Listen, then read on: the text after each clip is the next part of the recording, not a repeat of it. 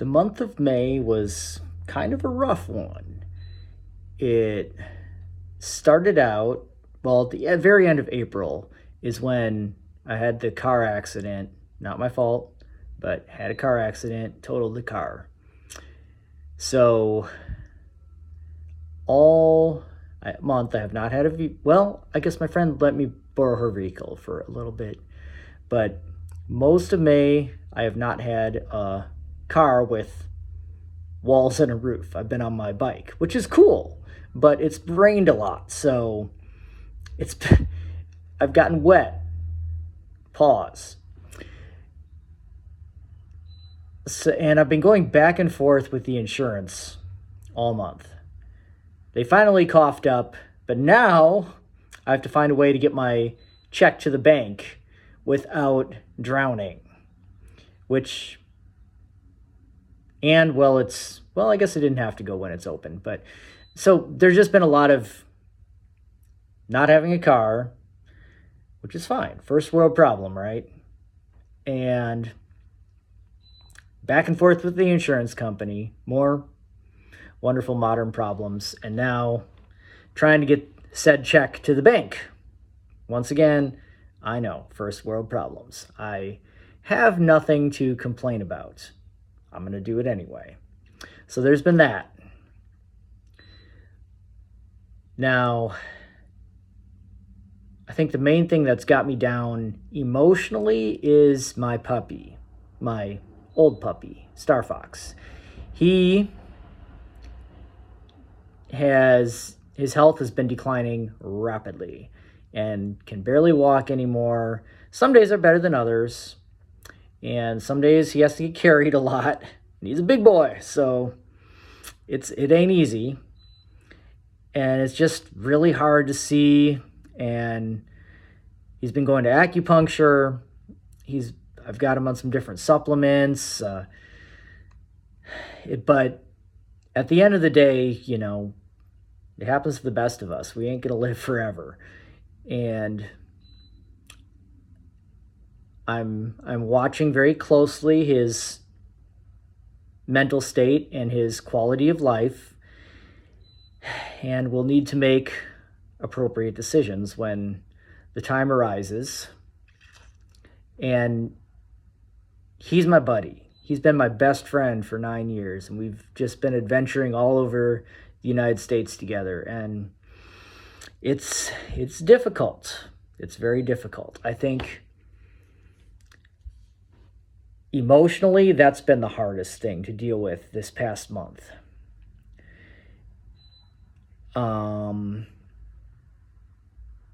Yeah, I mean, it's definitely been a hit to the wallet too, because dog acupuncture ain't cheap, and there's been other vet visits too, and medications, and his doggy Tylenol and everything like that. But yeah, it's been a mental strain, but giving him, the best life that I can give him, I can give it to him. And I'm going to continue doing that because he has faithfully dedicated the last 9 years of his life to me. And yeah, I owe him a little TLC for sure. And I want to give it to him. I want to give him that love and good treatment he deserves. But it's been, like I said, it's been an emotional strain, and it's been a lot of time. I can't just let him outside anymore to go potty. I got to carry him down the stairs, let him do his thing, carry him back up the stairs, and make sure that his foot, which he also hurt, which is different problem, but also a dog issue. He hurt his foot, so I've been making sure that's wrapped up, every morning, every evening. And so time, money, and definitely the emotional strain there. But going to continue to give him the best life I can for as long as I can. I owe it to him. He deserves it. He's a good boy. On top of that, work has become my future employment has become almost a week by week basis, because my company is transitioning, pause, and I'm a box truck driver and a warehouse worker. And they are, for the most part, going to end the use of box trucks, and they are closing down our warehouse. Streamlining operations, which good for them, but I'm a selfish human and I'm worried about what it's going to do to me. That's all I care about. So just the fact that every week I have to ask, so am I still going to be here next week? It's a stressor for sure. Now, I have an emergency fund and I have investments that I could sell off. I wouldn't want to. It would definitely put a hamper on my future, but I could. And, we'll kind of see what happens. But it's definitely been stressful having to ask on Friday, hey, what's up with next week?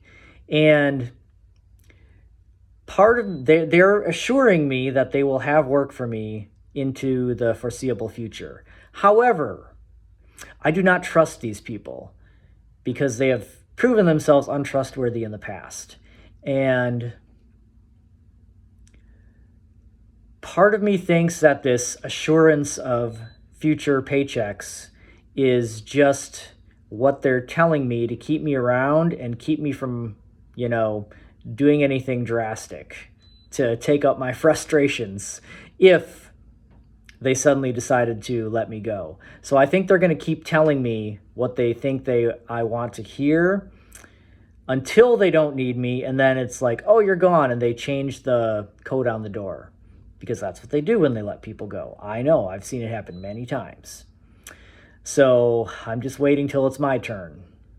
And they assure me that no, it's not like that. But it's been like that for everybody else they let go. So why would it be any different for me? I mean, like I said, and they've also proven in the past that they've treated me badly. And therefore, I know that I'm not any different from the people they just let go and change the lock on. So, yeah, definitely a stressor. Although, like I said, first world problem because I have that emergency fund. Although, the problem with the emergency fund is that it's pretty much all going to get used on this car that I have to get coming up. Once again, I don't have to have a car. I know I could keep riding my bike and getting wet in the rain every day, but I'd rather not. So, first world problems. I know. You don't have to tell me that my life ain't that bad. I know it's not that bad. So yeah, there's the work, there's the vehicle, there's the puppy, and throughout all of this, there's just the normal stuff, my plasma appointments, which definitely drain my energy, my campaign running for Congress. I have not been able to get started really on that because I've been busy with other stuff. I haven't been able to do practicing karate much because once again, my mind is not focusing on it. And same with my, just music, gym, like everything that I like to do and that keeps me mentally healthy, I haven't had the energy for or the time for because I've been dealing with all these other problems. So it's a compounding thing because I have these bigger problems to deal with, car, dog, job. Then my gym time suffers and my karate time suffers and working on my campaign and suffers and all these other things that I feel like I should be paying attention to suffer. And that also, creeps up in the back of your mind and makes you feel those negative things. However, I think on the whole, I'm handling it pretty well. Something that I have noticed during this time is that I'm very self-absorbed at the moment. And I was talking about that with my roommate, and I just don't have time for other people's thing. If people call me or want to talk and want to vent and want to are trying to explain something and they have a problem, I just don't have time for it. I'm like, I got problems of my own. Like, I don't want to hear it. I don't say that, but it's just not something I usually am a pretty good ear and pretty good friend and, all that business, but I don't have the time for it right now. And I know my friendships aren't suffering, but I just haven't been devoting much time or energy to them because, like I said, I feel that although I'm handling this stuff well, and I am handling it, and I am going to solve these problems, or they will solve themselves, that I have been very self-absorbed while I am dealing with them. And that's understandable, and I forgive myself for it. Hopefully my friends do too.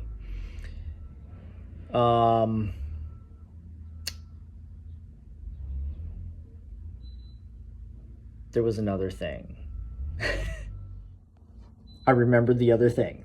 The other thing is that I have been doing a pretty good job of asking for help. If I need someone to help me with the dog, I will ask, hey, can you, help out the dog go to the bathroom this morning or this evening or something. And my roommates have been doing such a phenomenal job of being there for him and being there for me when it comes to taking care of the puppy, because they like him too. They know him and they understand he's a good boy. He deserves the best. So, and same with rides. If I need a ride, I ask, hey, can I get a ride? Or, hey, I can't come, I don't have a car, and people are very understanding and have been willing to help me out. So I think this month has been a good practice in asking for help, which is something I struggle with.